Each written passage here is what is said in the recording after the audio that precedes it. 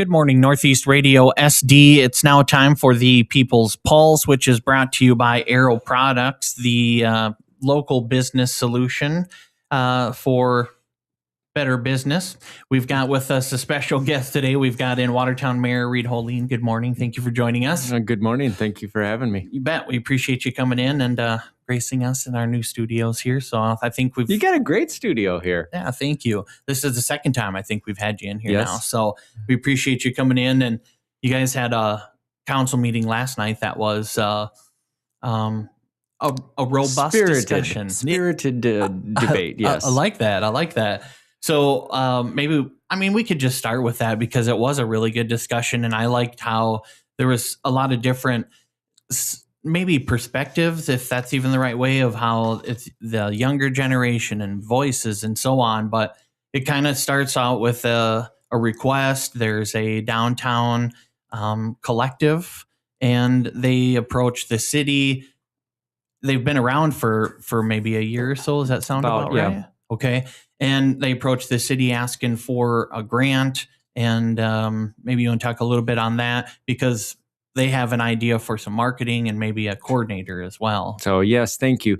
So it's a new entity called the Downtown Collective. And what it is a new coalition of downtown business owners who have taken it upon themselves to form together and donate money themselves. So all of these business owners are writing a check themselves to help fund this position. And a downtown coordinator is the big thing that they're after. They're going to be doing a lot of other things as well, but the downtown coordinator was one of the most important first steps. And they talked a lot about that last night, why it has to be a professional doing it, because volunteers, it's just too easy for life to get in the way. And we have like these great events, and I can speak personally on this because I was integral in getting Winterfest going for the first 2 years, and along with like my wife and a few others. But then the problem comes is, I get my mom gets sick, and I don't have the time to volunteer between my family obligations and then work obligations. And then you want to volunteer and do Winterfest. That and the reason, and the weather being so bad, was why Winterfest didn't happen last year. So you need someone whose job it is to promote these events and put them on and find the people who can volunteer. So the downtown coordinator was the big reason why they came to the city council last night, to fund that position. Someone who can be working with all of the downtown business owners to create events, create a vibe and an atmosphere that people want to go down and walk and be part of it. Also possibly do, some special events like concerts. It's not Thursday Night Live. That's a chamber event. This is a different entity. So want to make that clear. So there's no stepping on toes or anything like that. So the Downtown Collective came to the city asking for $30,000 each year for 3 years. Specified to 3 years, because they noted that if they can't make this position self-sustaining after 3 years, then the proof of concept isn't there and they will go defunct. And I liked that and I can get into that more, but first we'll talk about the Downtown Collective and the coordinator position. Is they came forward with a lot of studies, a lot of reasons why. And really, this is an idea that has been bouncing around the community for at least 10 solid years.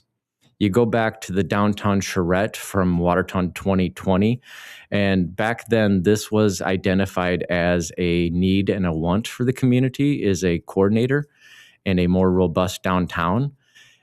And they actually did pursue that at times. In 2020, 2021, the Watertown Area Community Foundation did donate quite a bit of money. I think it was $75,000 to fund a downtown coordinator. But the problem with that is it was funded to the Watertown Development Company, with the hopes that the development company would then hire someone to be the coordinator. Well, the problem that happened there was the development company was going through a lot of turnover at that time. The executive director quit to take a position at the state, and then we hired a new person who didn't last very long, just a couple months, and then literally within a year, the entire staff turned over. Mm-hmm. So this got lost in the cracks and nothing came of it, which is another reason why the collective was very clear in why it needs to be its own separate entity that is only focused on downtown, which is something I can agree with, because if you're working for a couple different organizations, then where are you going to spend your time? Mm-hmm. And these downtown business owners came forward. And like I said, they're helping to fund the position themselves. When they came forward to me with the idea, I said, you have to have your own skin in the game.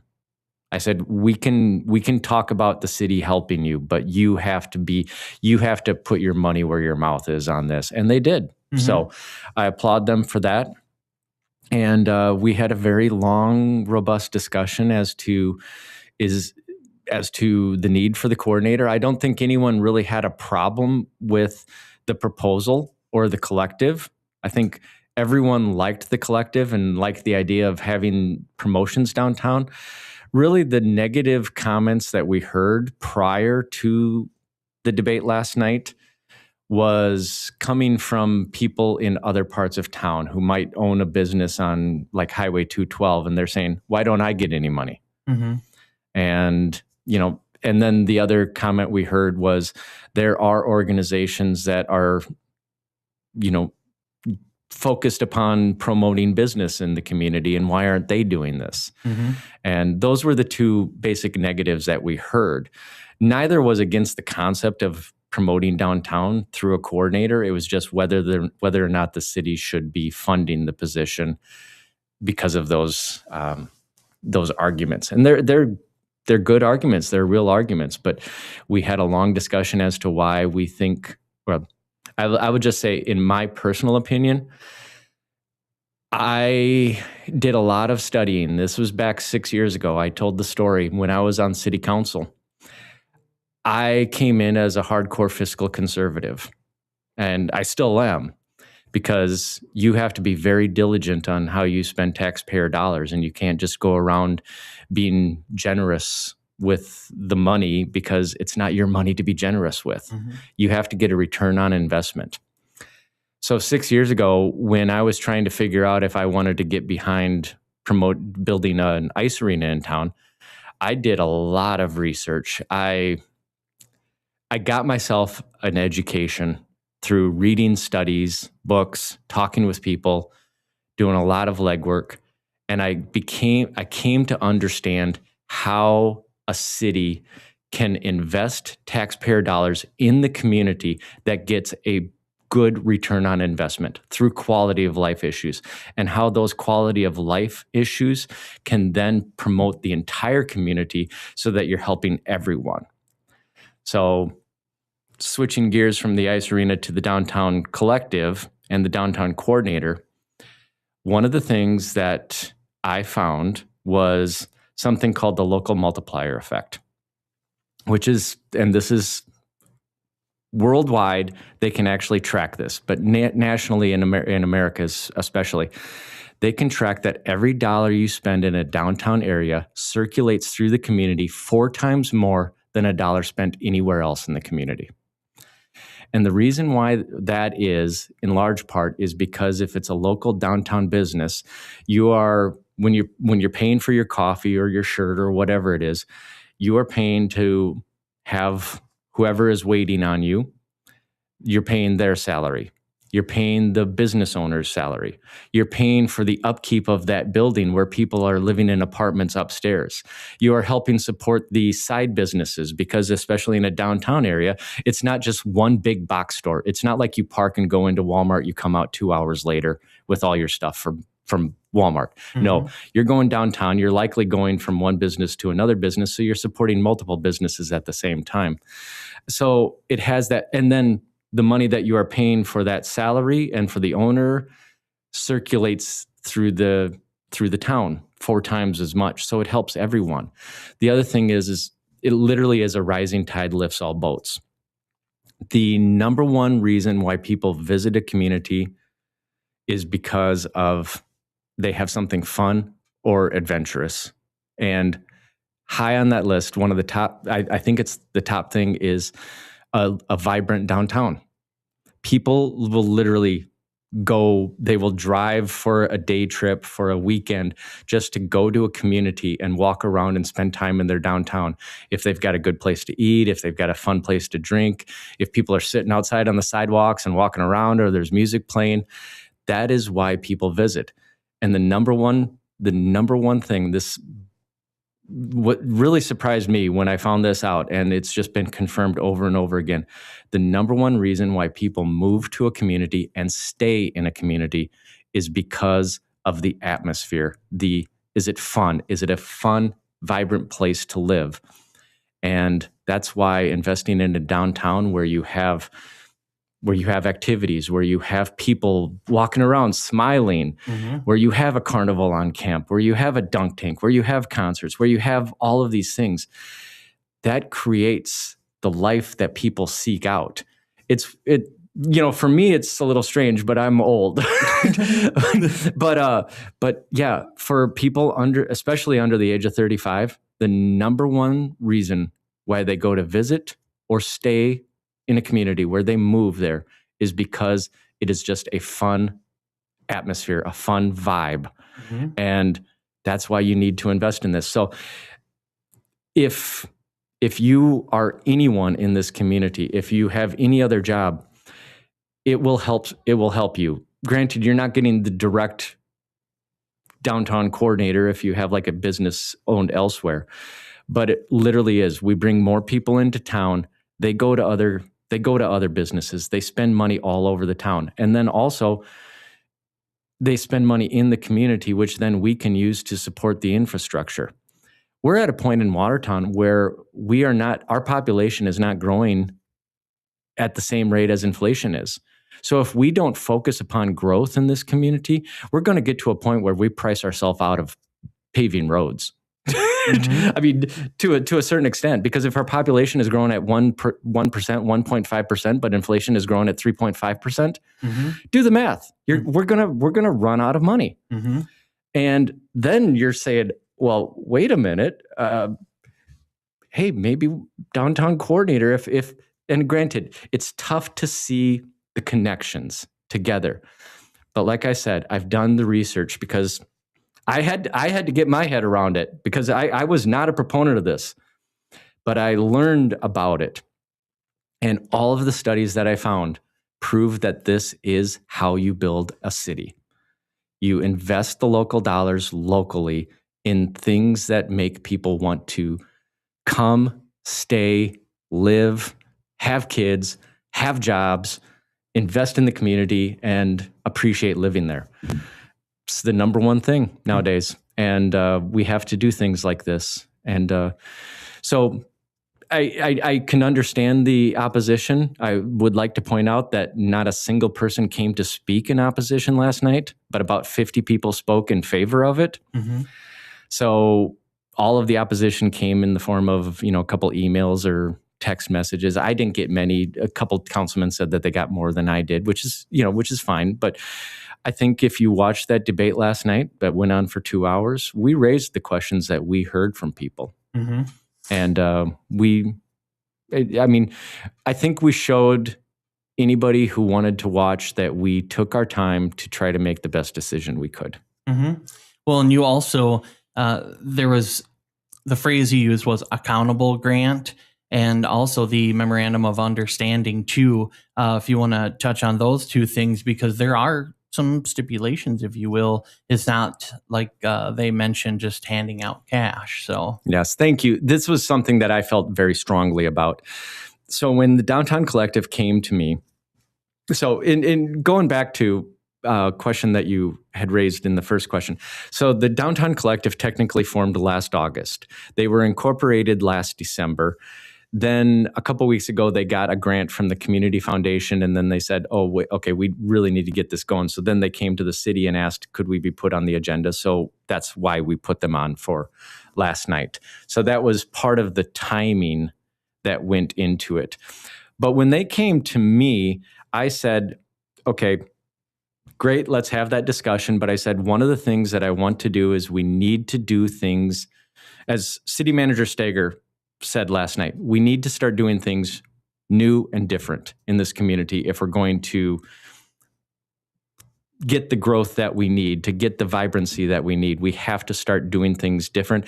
And we also have to look favorably upon citizens when they come forward to us with a proposal where they're willing to put their own money and time into making Watertown a better place. We need to look favorably upon that. So that's one of the things the collective did. But when they came to me, I said, thank you for the idea. Thank you for the interest in making Watertown a better place. But this is what we need going forward in the city of Watertown, which is more accountability upon how we spend our money. The city of Watertown we give a lot of money to a lot of outside organizations.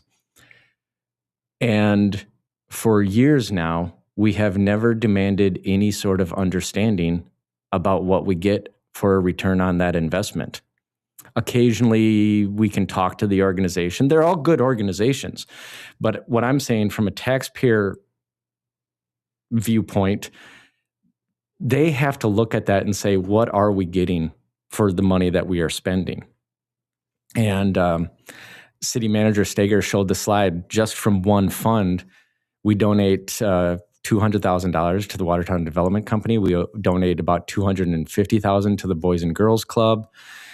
We donate $90,000 every year to the Chamber of Commerce, $350,000 into Visit Watertown. And then from different funds, we fund other organizations like the Beacon Center. And so the city of Watertown does a lot of this. And I think these outside organizations are very good. But we need to have some way of tracking what we're getting for that money. So when the Downtown Collective came to me, I said, we need a memorandum of understanding, some kind of a contract. So it's a contract that stipulates exactly what they have to do. So they have to provide like 4 signature events above and beyond what they've already done. They have to use this to promote the businesses. They have to at least try to come up with a way to track the sales tax specifically to downtown so that we can actually have a metric of knowing, because you can find that out. Because if we're going to spend $30,000 into funding a coordinator, we want to know, are we getting that? Are we generating that much money coming back into the city?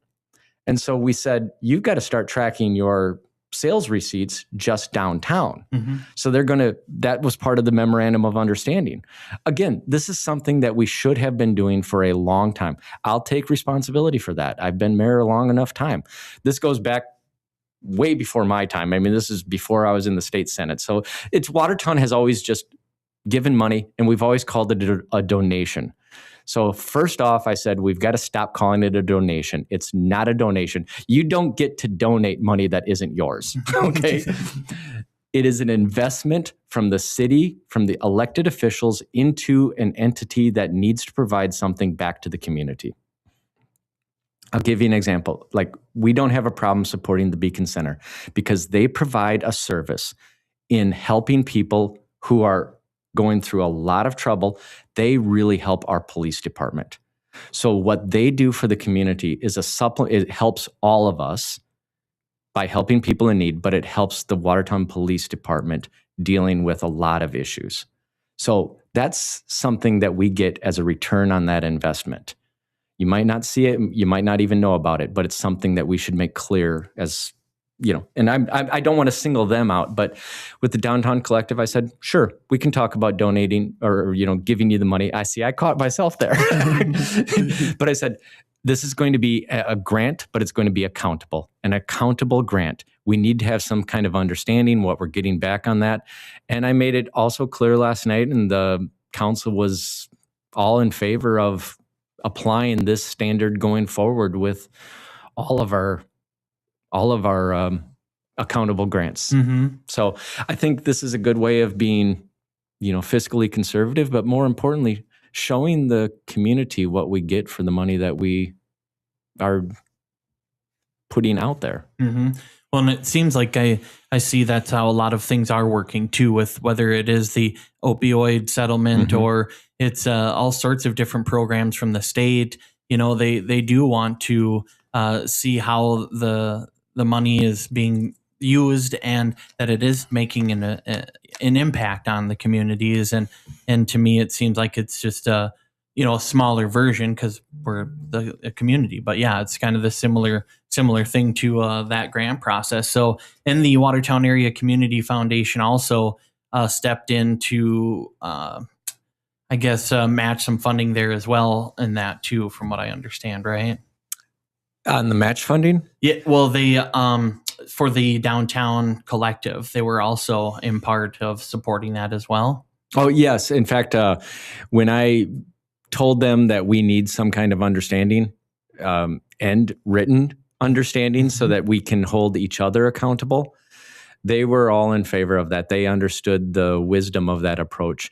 And truthfully, I don't want to speak ill of any agency that we have funded in the past, because I'm sure all of them will see the wisdom of this as well. And all of them are going to be more than happy to get on board, because, if they're doing a really good job, they don't have a problem touting themselves. Mm-hmm. If you're succeeding, you want to talk about your success, and that's what we want. But we just need some kind of understanding on all of these accountable grants going forward. And I apologize to the Downtown Collective. I said, since you're the first, I'm going to use you as my test case. But I said, you're new.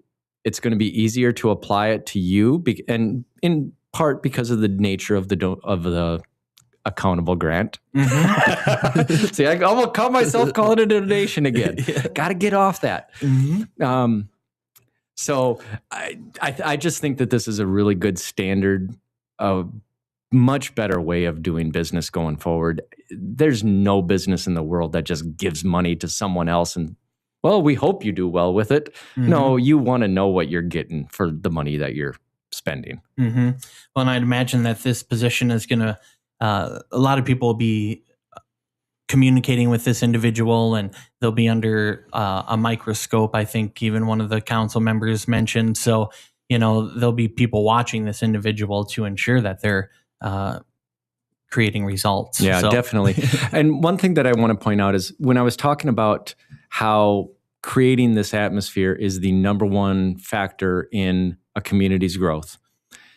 If you're out there and you don't like downtown, or you don't shop there, and you never go to Thursday Night Live, or you never do any of these other things, this will still help you indirectly. If you are one of the people, I hear from a lot of people who say, well, I want a clothing store, or I want a Chick-fil-A, or I want this restaurant, or I want that store. None of these stores, none of them will come to a community with 1.5% growth. Okay, we have to hit a certain population metric, and we have to show a certain percentage of growth. Then they will come. We won't even have to do anything to attract them. They will be beating down our door to come into our community, which then, if you want any of these other stores, that's the way that we got to get them. If you care about any business that is in town, we have hundreds of job openings that we can't fill because we can't fill it with the people that are coming in. So if you are a developer, if you are a home builder, if you are a business owner, bringing in people is going to be what helps your business. And then also indirectly, if you have more homes, your property tax might actually not increase quite so fast, because when you have a limited number of homes that people can buy, the price is going to go up and your property tax is going to go up. Mm-hmm. So if you pay property tax, which I'm pretty sure most people do, this is also going to potentially help you. Mm-hmm. Now, again, it's hard to see that big picture. I get it. But what I'll say is, and that's one of the things that I had to learn about being in the position that I'm in. And even if you disagree with me, I hope people can understand that I've put a lot of thought into this. Mm-hmm.